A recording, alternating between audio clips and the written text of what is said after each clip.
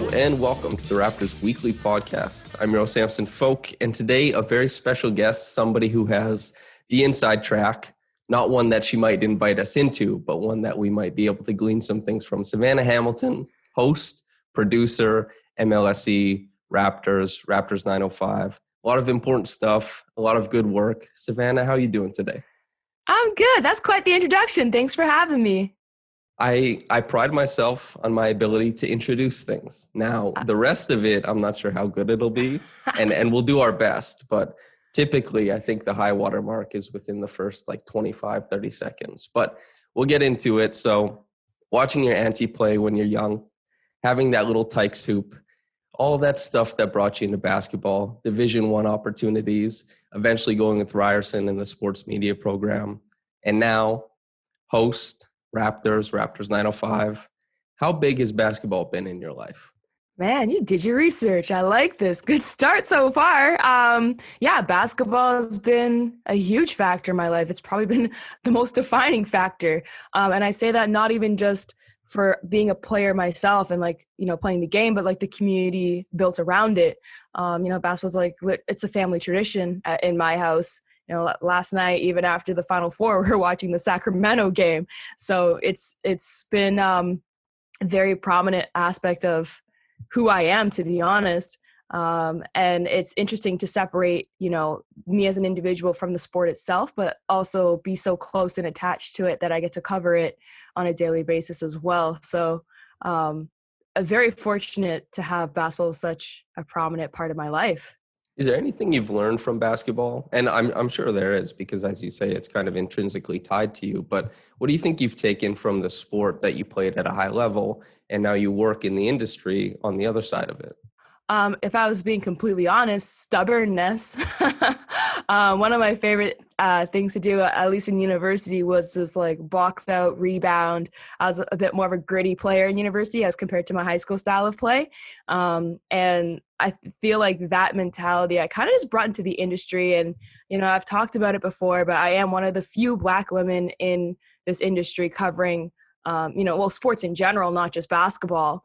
But and I think you have to have a certain mentality in order to stand your ground and to really, let people know that you do belong here, because it's not always, you'll be in uncomfortable situations. So if I was to take anything from basketball, it'd be my stubbornness and maybe a bit resiliency. I don't know. That's what comes to mind at first. Let's follow that thread then for a little bit, since I think it's an important conversation to have. So basketball, sport media in general, typically people look like me. I guess a little bit older at this point in time, but typically look like me. And there's economic reasons for that, the ability to stay at home with parents, the ability to be incubated while you go into an internship-heavy industry sector, whatever it is. And there's a boys club aspect to it and a white boys club aspect to it. What do you make of that and how you hope for that to change going forward? I feel like you said it pretty well right there. And yeah, you're right. People typically look like you, maybe without the mustache though. I will say that. I know. But yeah, I definitely got the impression when I was entering this industry, when I was entering my program, that it was more of a boys club. And it did feel like at times, they would set us up in a competition-like style. And I've talked to other female classmates that I went to school with, and they also said that, it really felt like the women had to compete against each other for airtime. So I was like, yeah, I totally relate to that. And because I know personally throughout the program, I felt like I didn't get as many opportunities on air. And I've said it before in an article that, I don't necessarily put that on my classmates for, not in group situations or group projects for not picking me to be a sideline reporter or nothing. Because to be honest, I don't look like a sideline reporter, at least in Canada at the time. This is before Kayla Gray stepped up and did her thing with the Raptors as well. And so, my inspiration always came from the States. I looked down south to be like, oh, I didn't even know I could do this. And just seeing the influence that Black women and Black people had in basketball, off the court, down there was the first thing that struck a chord with me.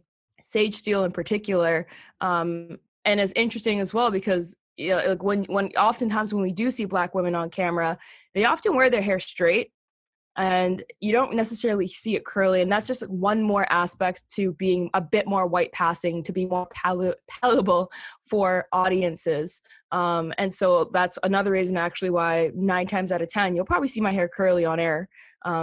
And you just don't see it that much. And I love Kia Nurse, the fact that she's doing that too.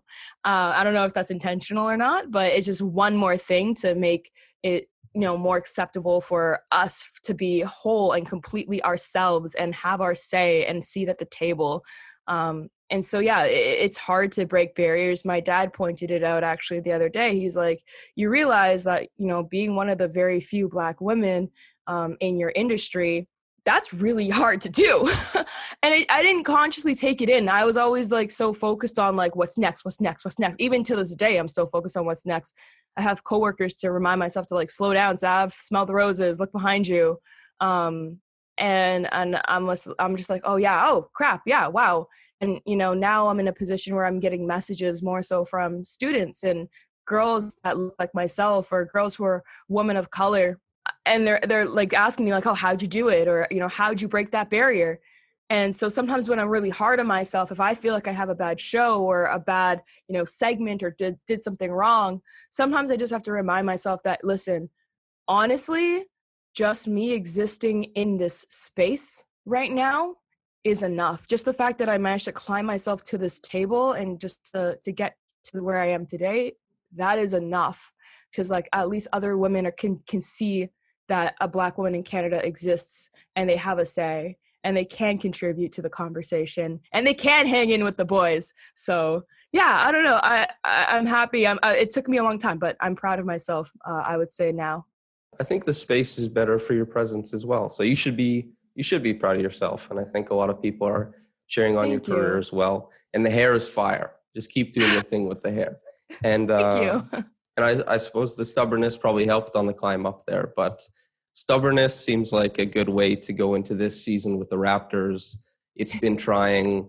They've been relocated. They've had COVID restrictions. They've had COVID protocol. They've had players with COVID, important, big, max players, minimum, mid-level exception players. Just it's been a whole situation. What have you made of the season so far? And if you were looking for silver linings, for positives, where would you find them? This season, in my opinion, has been just a mixed bag. I don't count this season personally. I don't know if I could actually say that, but I'm going to say it. It's just the team got relocated to Tampa. That already off the bat sets a totally different tone compared to like what they're used to. We have such a great fan presence at our games in Scotiabank Arena. And I know that like fans haven't really been present at many games in the NBA this past season. Yeah, like some arenas have them, some don't. And it's been on and off throughout the season, but it's just such a weird time right now that I don't hold their performance at all against them this year. There's been so many factors, and people need to remember that relocating is more than just switching gyms. It's switching your family, switching your kids' schools, getting acclimated to what the local city is saying, and understanding that this is not their fan base either. Like they're not getting the same support that they got in Toronto, that they're getting in Tampa per se, just living in the same, city. But aside from that, I'm impressed. There's definitely been highlighted moments like, this team won against the Milwaukee Bucks. This team beat the Jazz. This team also had a close game against the Minnesota Timberwolves. So it's been an up and down roller coaster, and I feel like we've had a lot to learn, and we've been better for it, honestly, because, it's easy to tell a team's character when they're winning, when they're losing. Do they fold? How do they react? It's easy to win. Everyone's happy when you win, but how do you react when you lose? And the fact that they do still have resiliency, and the fact that they could win a game by 53 points. I know that Golden State missed Steph Curry and Draymond Green and all that, but the fact that they could still put on quite the performance, regardless, because don't get me wrong, don't forget, how many times do we see great teams play down to their opponent's level? They didn't do that. And they had all the reason to, coming off of what was on not the best stretch for them in March. So we see glimpses of great players coming out. And, obviously we traded Norm, but man, he was having such a season with us. And I think it also speaks to just the opportunity and development throughout the Raptors franchise throughout the years, not just this season. Look at the bigger picture as well. Yeah. When I think about the Raptors this year, there's a few things I'm focused on. One is Fred VanVleet's point guard play, his ability to create. He's still a guy who he doesn't create a bunch of baskets at the rim for his teammates, but he creates a lot of three-point looks. When I think about Norman Powell, obviously the ability to attack, change speeds in the lane, and his three-point shooting, particularly coming off of pin downs, pretty good. And Pascal, his playmaking out of the post, if you go into like sabermetrics and analytics, the quality of shots that he creates for teammates is really, really high. So I think that the seeds of a lot of development are coming this season, and I think they'll pay off next year. But the season, if there were any time to punt, to say, hey, we worked on some things, we developed some things, and now we're better for it, as you said, learning how to lose and to do it in a fashion where you can learn from it as well.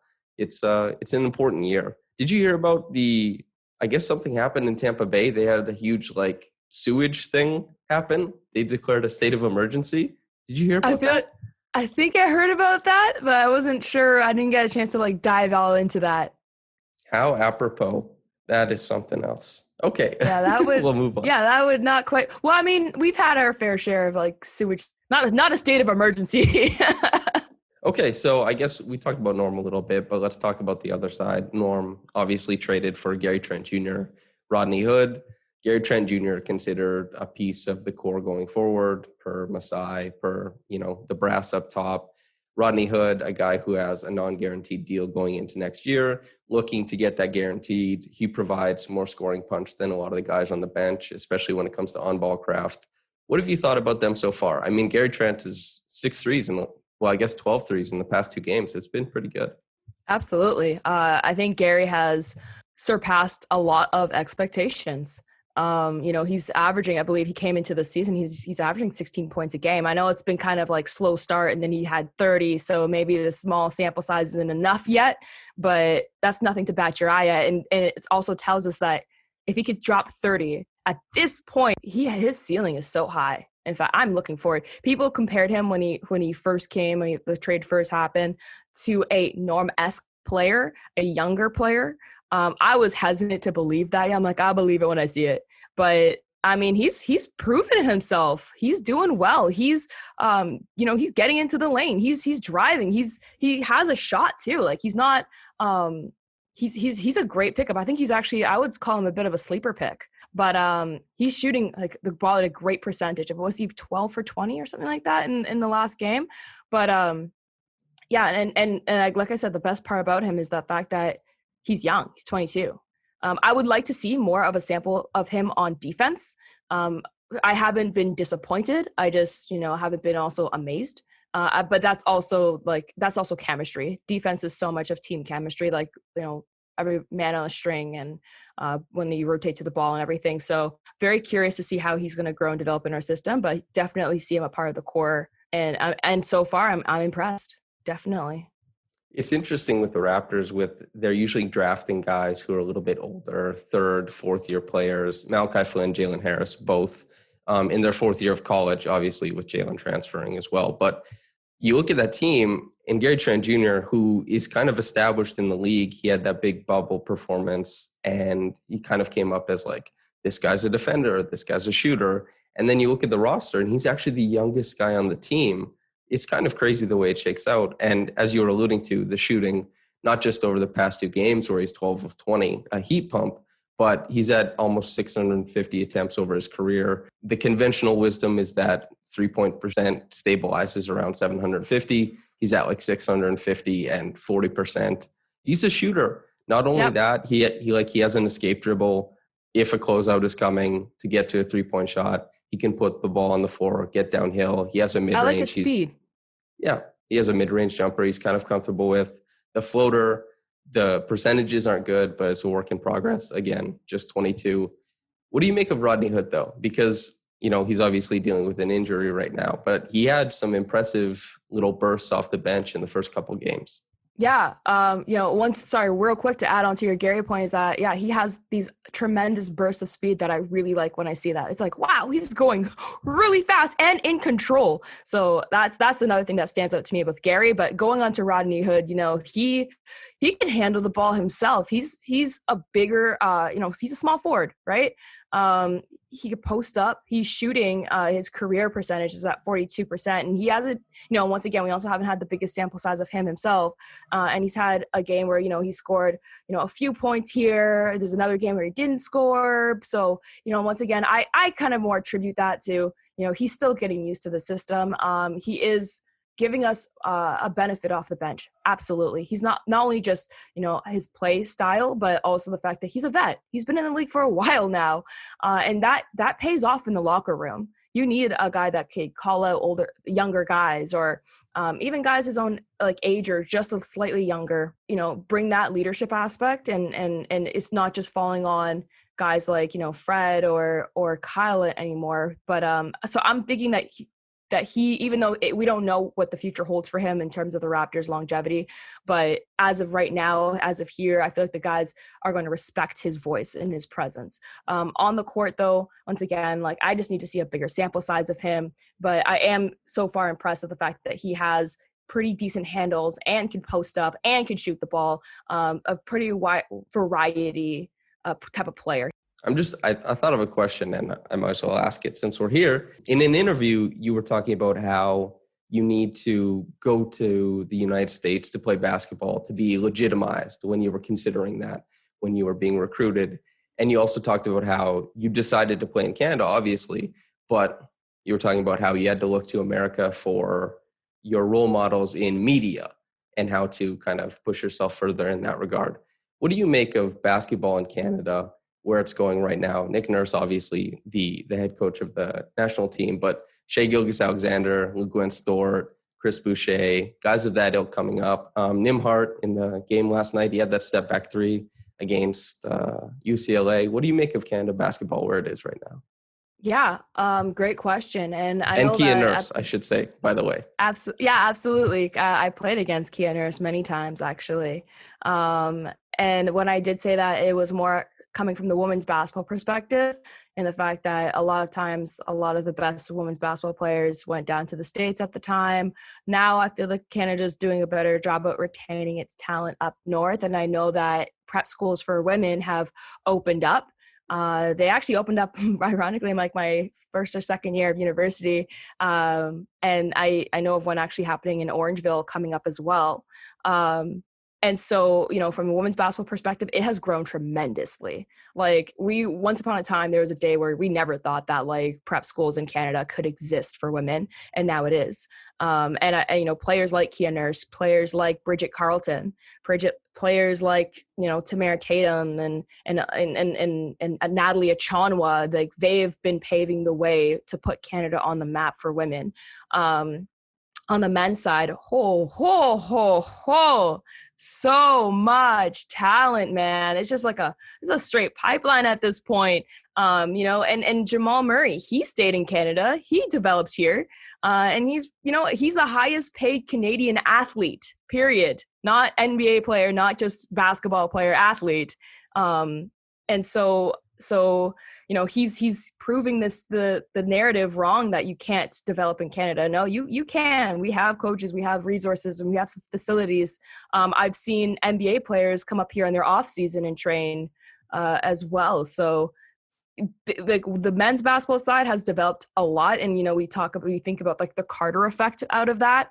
I'm very curious to see what's going to happen in the next, probably 5 to 10 years, when I want to see the Raptors championship effect. I think there will be one for that as well. I can't imagine, because where I grew up, I basically had I grew up in a really small town. There was only 700 people. And there were two basketball hoops in Saskatchewan. And basically nothing was happening there, nothing at all. And now, if I ever go back, there's tons of basketball hoops. And I don't know if that's Vince Carter. I don't know if that's the We the North era. I don't know if that's after the championship. But it comes in waves. Sports, you look at the history of them in almost any country, whether it's hurling in Scotland or something like that, or basketball in Canada, there's ebbs and flows. And I think, I don't know if an ebb or a flow is the big one, whichever one it is, that's happening in Canada right now. And I think, yeah, Jamal and Shea in particular on the men's side, and Kia, as you said, and on the women's side, there's some really top flight players as well. And I'm really excited to see how it happens. I'm glad you feel so optimistic about it as well. But if you don't mind me asking, or just mentioning as well, like Aaliyah Edwards, she's also down at UConn. She had a great March Madness tournament performance. I wish I did get to see a little bit more of her, but so far her rookie season at UConn has been tremendous, and she has so much room for growth as well. That I'm just looking down at the future of Canada basketball and everything, and it's very bright that way as well. Yeah, good point. Good point. Okay, so something that's more specific to you when we're thinking about basketball and how it's played, the minutia of it, I want to ask you a very specific question. And carving out or establishing post position is not something you just do. It's not given to you. Often announcers will allude to the battle that's going on in the post without talking about the technicalities. So what do you look to do when you're carving out or establishing post position? What are the tricks of the trade?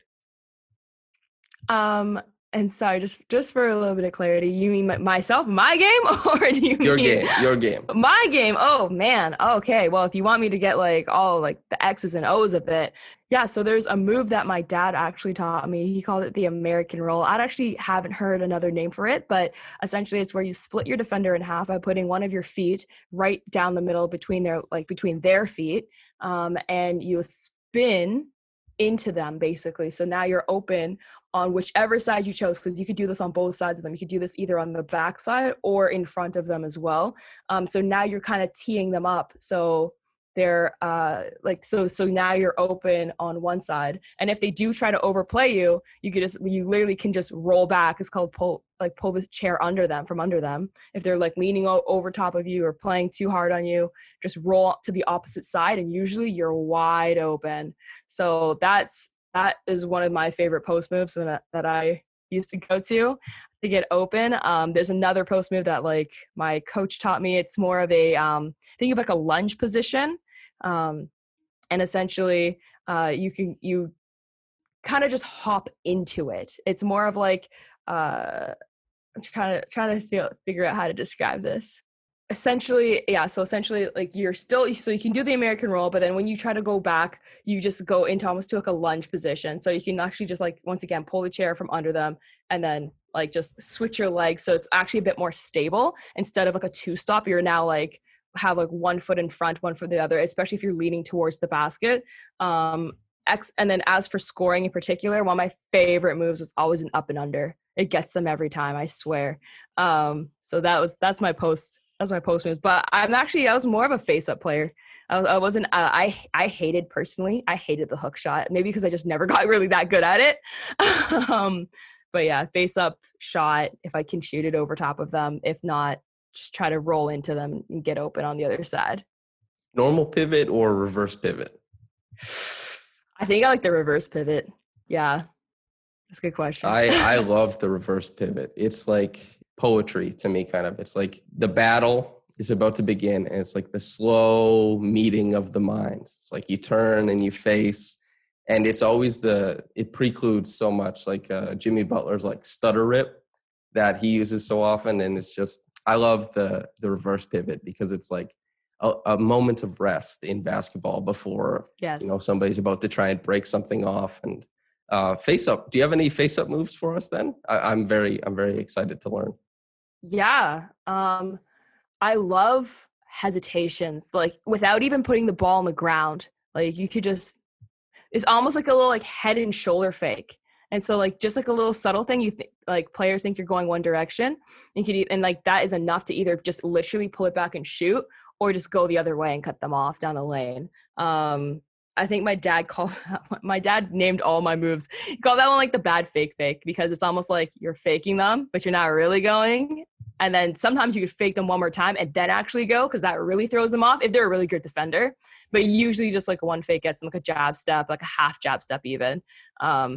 And then just face button, go at them. I like that your dad did that because you should always name things after yourself or things you like, because you never know what's going to stick. Main pick and roll in the NBA is called stack. The hammer play that the Raptors run, a guy named Ham was the guy who was running it initially. So like, you never know what's going to stick and why something like a pin down, why a pin down or a flare. Like, who's to say? So there's so many moves in basketball that we just like, I don't know. I just made it up. It was that like if you describe it to people, you can talk about it, but like when someone asks like what's the name of that, it's like it's kind of like a half jab to like a swing official name to it, but hesitation. We'll call it the Savanna roll from now on, no longer the American roll. It's fair yeah, just for you. Okay, and then we'll get into one last thing. Your game, if there were a Toronto Raptor, who plays the most like Savanna? Not you playing like them playing like you. You come first, obviously. Yes. Okay, yes, they've modeled their game after mine for sure. Yes. I had a very injury-ridden university career, unfortunately. So whoever's the most injured, they're modeling their game after me. In all seriousness, though, when I think of the type of play style that I had, at least throughout like high school combined with university, because I kind of actually changed my game a lot. Like high school, I was actually way more of a guard than I was in university. University, I kind of had like a late growth spurt and got put in more paint positions for matchup reasons. But because of that, I still kind of like had a guard mentality when I was healthy.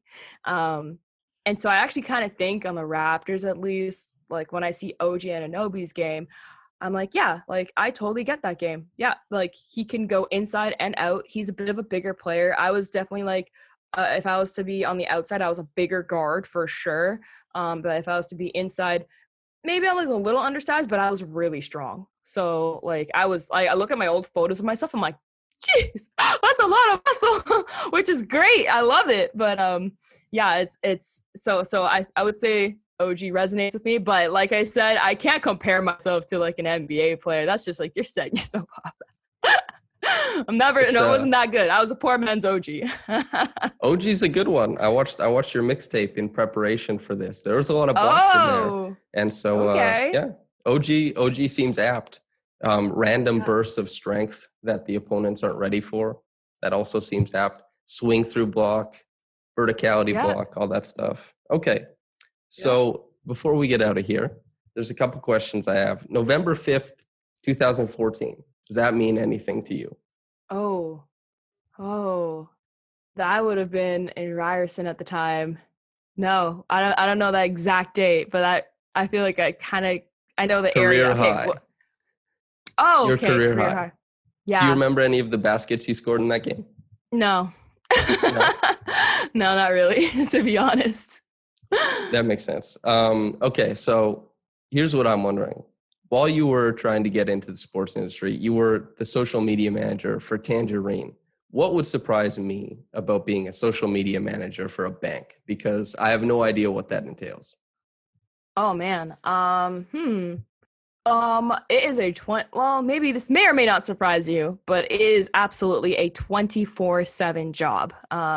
You have to respond to comments on a timely basis. You have to make sure that you're following company guidelines in your responses, as well as putting a little bit of your own personality into it.